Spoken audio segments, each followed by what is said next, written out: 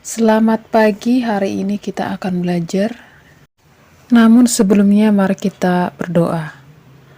Terima kasih Tuhan Yesus yang baik, kami sungguh bersyukur untuk pagi hari ini Tuhan, di mana atas berkat kasih-Mu menyertai kami, walaupun hari ini kami masih belajar lewat online. Tuhan berkati kami anak-anak-Mu dimanapun berada, berikan kami kesehatan, kekuatan, dan semangat yang baru. Kami mau belajar Tuhan, pimpin kami, ampuni kami, supaya kami layak di hadapan-Mu. Doa kami di dalam nama Tuhan Yesus, kami berdoa bersyukur, haleluya, amin.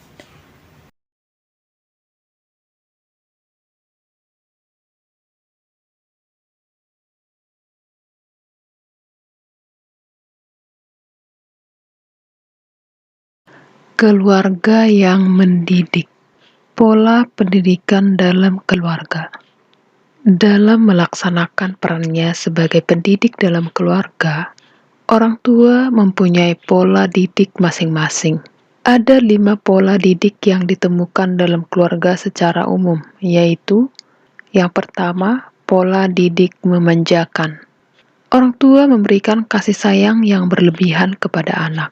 Hal ini akan membuat anak bertumbuh menjadi pribadi yang egois dan kurang daya juang, serta kurang menghormati orang tuanya sendiri. Yang kedua, pola didik otoriter. Segala sesuatu ditentukan oleh orang tua. Anak tidak diberi kesempatan untuk belajar mengambil keputusan. Ia akan bertumbuh menjadi anak yang tidak bertanggung jawab dan sangat bergantung kepada orang lain. Yang ketiga, pola didik membiarkan. Orang tua membiarkan anak menentukan apapun sesuai dengan keinginannya. Anak yang dididik dalam pola didik seperti ini akan tumbuh menjadi anak yang sulit bekerja sama dengan orang lain, suka menentang dan mementingkan dirinya sendiri. Yang keempat, pola didik protektif, yaitu orang tua mengawasi dan menjaga anaknya karena rasa khawatir yang berlebihan atau rasa takut yang tidak wajar. Orang tua tidak memberikan kebebasan kepada anak untuk melakukan kegiatannya secara mandiri. Hal ini akan membuat anak menjadi pribadi yang tidak mandiri, kurang inisiatif, dan tidak dapat mengembangkan potensi dirinya sendiri dengan baik. Dan yang kelima, yaitu pola didik otoritatif. Ini adalah pola didik yang wajar dan tepat untuk menolong perkembangan diri dan potensi anak. Orang tua memberikan motivasi agar anak mengembangkan dirinya sehingga ia bertumbuh dengan memiliki karakter diri yang kuat, penuh percaya diri, dan dapat menghargai kehidupan bersama orang lain. Selain fungsi dan peran tersebut, orang tua juga bertanggung jawab memberikan pendidikan sosialisasi. Hal ini sangat penting agar anak dapat menguasai dirinya untuk tidak mementingkan dirinya sendiri. Anak dapat menyesuaikan diri dimanapun ia berada. Ia dapat menempatkan diri dengan bersikap benar di dalam masyarakat. Selain itu, anak akan mampu melihat perbedaan dirinya dengan orang lain, menerima perbedaan tersebut, dan menghargainya sebagai kekayaan dalam pergaulan sehari-hari. Yang paling penting adalah orang tua harus mendidik anak dalam takut akan Tuhan, yaitu yang tertulis dalam Amsal 1 ayat 7, dan menanamkan iman melalui kehidupan praktis setiap hari. Kedekatan orang tua dengan Tuhan secara pribadi akan sangat mempengaruhi proses pendidikan dalam keluarga. Alkitab memberikan contoh orang tua yang berhasil mendidik anak. Yang pertama yaitu Yosua mengambil keputusan memimpin seluruh keluarganya untuk menyembah kepada Tuhan. Yang kedua, Hana yang menyerahkan Samuel ke dalam asuhan Imam Eli sesuai dengan nazarnya kepada Tuhan. Hana ingin agar anaknya bertumbuh dalam kehidupan rohani yang baik dengan Tuhan. Yang ketiga yaitu Maria dan Yusuf mendidik Yesus dalam tradisi dan hukum Yahudi. Mereka memperkenalkan Taurat seperti setiap orang tua dalam tradisi Yahudi. Yang keempat yaitu Naomi.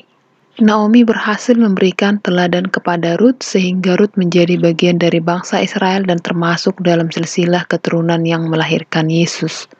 Dan yang kelima yaitu Eunike, ibu yang membesarkan Timotius dalam iman kepada Kristus. Alkitab juga mencatat orang tua yang gagal mendidik anaknya seperti Imam Eli terhadap kedua anaknya Hofni dan Pinehas. Kemudian Ishak dan Ribka yang pilih kasih terhadap Esau dan Yakub. Yakub yang lebih mengasihi Yusuf juga dan Benyamin daripada anak-anaknya yang lain. Kemudian Raja Herodes menuruti keinginan putrinya untuk memenggal kepala Yohanes Pembaptis sebagai hadiah ulang tahun. Jadi berdasarkan contoh-contoh tersebut, terbukti betapa pentingnya peran kedua orang tua dalam pendidikan anak-anaknya. Keluarga, khususnya orang tua, bertanggung jawab secara langsung kepada Tuhan atas kehidupan anak-anak yang telah dikaruniakan Tuhan dalam rumah tangga mereka. Yang berikutnya yaitu keteladanan orang tua.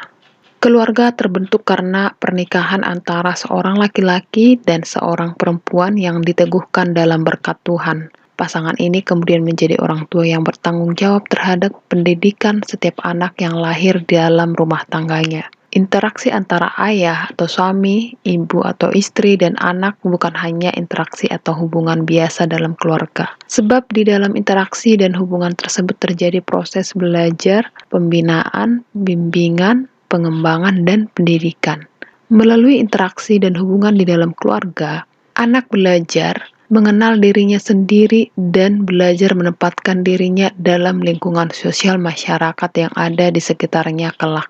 Sebagai pendidik dalam hubungan antar anggota keluarga, orang tua mempunyai tanggung jawab dan tugas. Yang pertama yaitu menjadi teladan, artinya menjadi figur yang dicontoh oleh anak. Peran orang tua sebagai teladan mewajibkan orang tua bertingkah laku benar sebab akan dijadikan ukuran bagi perilaku anak kelak.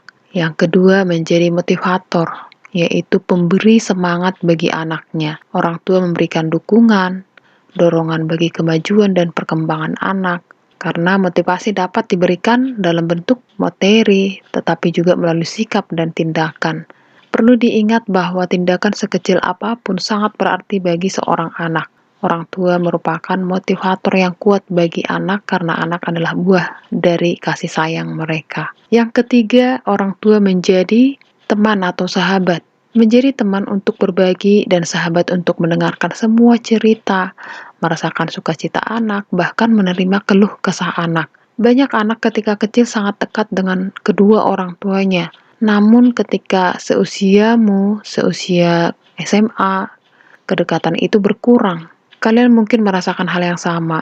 Kalian enggan berbicara dengan orang tua kalian, bahkan ada remaja yang mengalami hubungan buruk dengan orang tuanya. Mereka sulit berkomunikasi karena merasa saling bermusuhan sehingga remaja membangkang terhadap orang tua. Sebaliknya, orang tua juga tidak berusaha menempatkan diri sebagai sahabat bagi anaknya sendiri. Sebaiknya orang tua tidak terlalu kaku, dan kalian sendiri sebagai remaja juga punya inisiatif memulai komunikasi yang baik dengan orang tua. Yang keempat, orang tua menjadi inspirator. Artinya menjadi figur yang membangun kesadaran anak untuk menjadi pribadi yang lebih baik. Hal ini ditentukan oleh perilaku serta kesatuan dalam perkataan dan perbuatan. Jika orang tua melakukan hal-hal yang baik dan terpuji, anak akan terinspirasi melakukannya untuk kehidupannya sendiri kelak. Dan yang kelima, yaitu konselor. Apa itu konselor? Menjadi pendengar dan pembimbing bagi kalian. Idealnya adalah orang tua berfungsi sebagai penasihat dan pengarah. Orang tua menyediakan waktu untuk mendengarkan kalian berbicara. Orang tua mengarahkan tanpa memaksakan kehendaknya.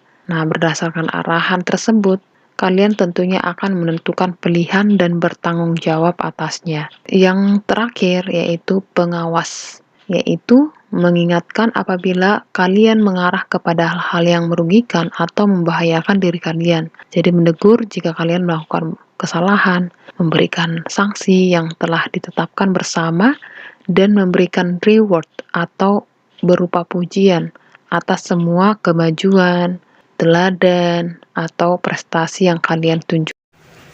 Inilah yang menjadi pembelajaran kita hari ini. Biarlah apa yang kita pelajari dapat kita terapkan dalam kehidupan kita sehari-hari dan juga lanjutnya ke depan atau kita setelah menjadi orang tua ya. Terima kasih dan sampai berjumpa minggu depan. Tetap jaga kesehatan dan Tuhan Yesus memberkati.